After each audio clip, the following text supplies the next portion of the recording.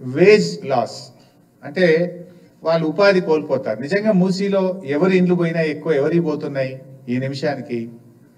వాళ్ళు ఇనుప సామాన్ అమ్ముకునేటోళ్ళు, రోళ్ళు తయారు చేసేటోళ్ళు, లేకపోతే ఏమంటాము గొడ్డళ్ళు, కత్తులు, వాటిని పదను పట్టేటువంటి వాళ్ళు, లేకపోతే అక్కడ ఉండే ఇళ్లలో పని చేసుకునేటువంటి వాళ్ళు, పాత సీసాలు ఏరుకునే వాళ్ళు, పాత బట్టలు అమ్ముకునేటువంటి వాళ్ళు, ఇలా చాలా అత్యంత పేదలైనటువంటి వాళ్ళు ఆటోలు నడుపుకునేటువంటి వాళ్ళు, రిక్షా పుల్లర్సు, హమాలీసు, హోటళ్లలో పనిచేసేటువంటి వాళ్ళు, ఇట్లాంటి వాళ్ళు అతి కడు పేదలు ఆ ప్రాంతంలో నివసిస్తున్నారు. మరి ఆ పేదలకు పాత ఇంటికి నువ్వు డబ్బులు ఇవ్వలేదు, నంబర్ 1. Number 2, veg loss. మన 2014 భూసేకరణ చట్టం ఏం చెప్తుందంటే ఆ ఇంటిలో పెళ్ళైనటువంటి వాళ్ళు ఎందరుంటే అంతమందిని కుటుంబాలుగా గుర్తించాలి.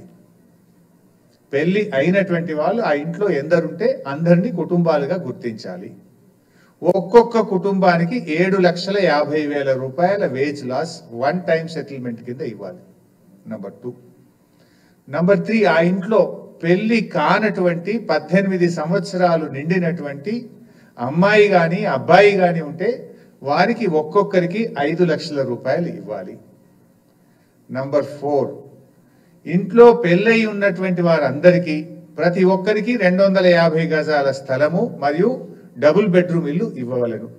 డబుల్ బెడ్రూమ్ ఇళ్లతో పాటు ఆ ఇంటికి నల్లా connection, current connection, drainage, roads, hospital, ANM sub centre, post office, అన్ని దేవాలయము, చర్చు, మసీద్, అన్ని వసతులతో కూడినటువంటి కాలనీని యాజ్ ఇట్ ఈజ్ గా నిర్మించి ఇవ్వాలి.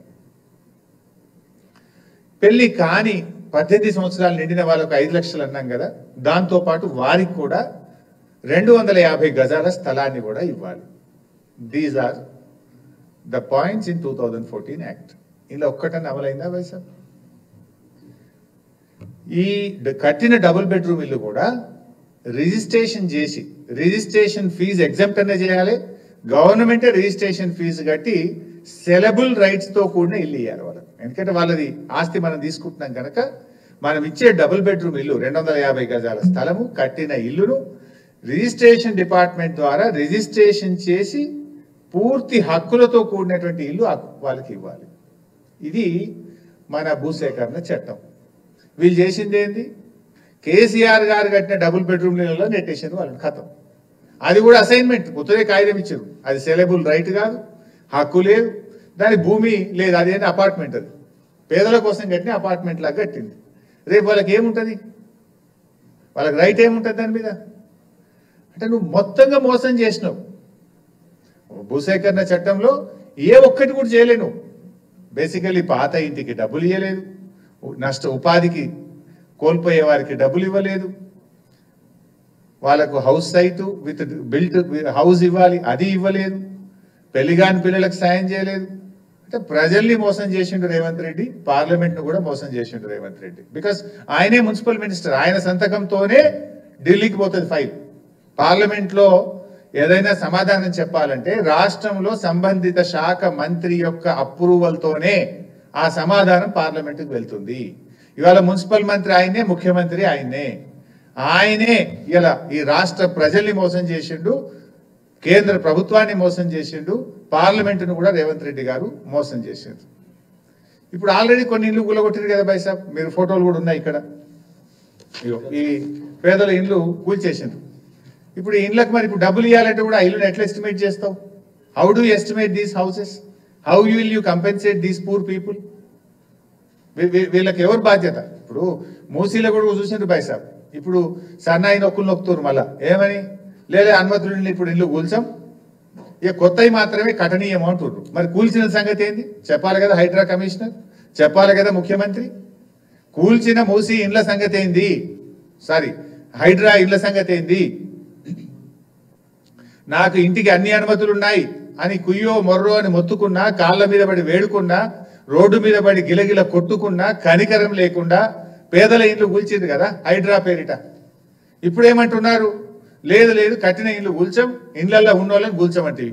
ఆ చిన్న పాప నా పుస్తకాలు తెచ్చుకుంటా, మా నాన్న కొనిచ్చిన వాటర్ బాటిల్ తెచ్చుకుంటా అంటే కూడా ఆ పసిపిల్ల మీద కూడా కనికరం లేకుండా ఇల్లు కూలగొట్టారే. ఆ పాపానికి బాధ్యుడు ఎవడు? ఆ చేసిన అన్యాయానికి ఎవరికి శిక్ష వేయాలో నిర్ణయించండి. ఇప్పుడేమంటున్నారు? లే మేము ఇక కొత్తవి కూల్చాము అంటున్నారు, ఏదో డేట్ పెడతాము అంటున్నారు. మరి కూల్చిన వాటి సంగతి ఏంటి? వాళ్ళు కట్టిండ్రు, డబ్బులు కట్టిండ్రు. Pay them the compensation. Compensation ఇచ్చినా వాళ్ళు పడ్డ క్షోభ, వాళ్ళు పడ్డ బాధ, వాళ్ళు పడ్డ అనుభవించిన నరకమైతే పోదు కదా.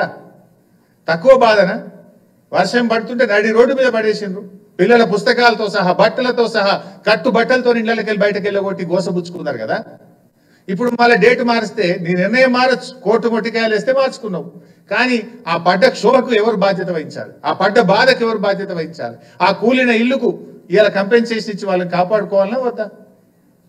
అదేవిధంగా ఇలా మూసీలో కూడా ఇల్లు గులగొట్టి నీవు చట్టం చూసుకోపోతివి, పద్ధతి పాటించకపోతివి, పార్లమెంట్ నువ్వు తప్పుదోవ పట్టిస్తేవి, ఈ కూలిన ఇళ్లకు రేపు నష్టపరిహారం ఎట్లా చెల్లిస్తావు? రేపు డెఫినెట్గా ఇవ్వాల్సిందే. బీఆర్ఎస్ పార్టీ ఊరుకోదు. ఈ బాధ ఎట్లా తీరాలి? ఎందుకు ఈ తొందరపాటి దుందుడుకుడు చర్యలు? ఆగమాగం చేసి ఇలా రాష్ట్రం పరువు తీస్తున్నావు, పేదలకు ఉసురు పోసుకుంటున్నావు.